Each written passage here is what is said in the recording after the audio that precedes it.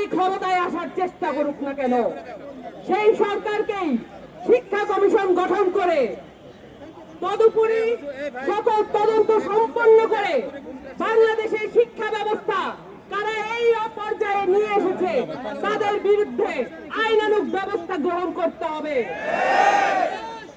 Bullet দিয়ে গুলি করার চেয়ে কোন অংশেই শিক্ষা ব্যবস্থা ধ্বংস করা, প্রশ্নপত্রের সাথে সংযুক্ত থাকা কোন অংশেই কোনো কম অপরাধ নয়।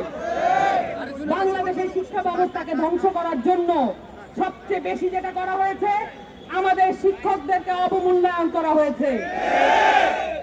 আমাদের প্রিয় শিক্ষকদেরকে ট্রেনিং থেকে শুরু করে তাদের বেতন ভাতার ব্যাপারে চরম উদাসীনতা প্রকাশ করা হয়েছে।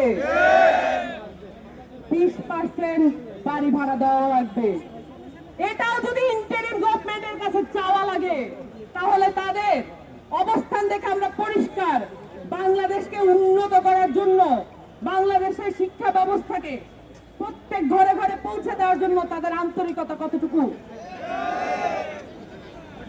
এই বেতন, যে বেতন তারা অফার করছেন সেইটা দিয়া কোন ধরনের স্বাভাবিক একটা নিম্নবিত্ত পরিবারও চলতে পারে না।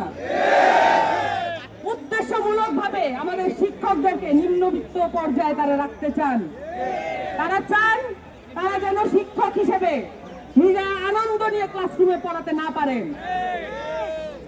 এবং আমরা শিক্ষা উপদেষ্টা নিয়োগের পরে মনে করেছিলাম তিনি যেহেতু নিজে শিক্ষক, তিনি শিক্ষকের মর্যাদার জায়গাটা বুঝবেন।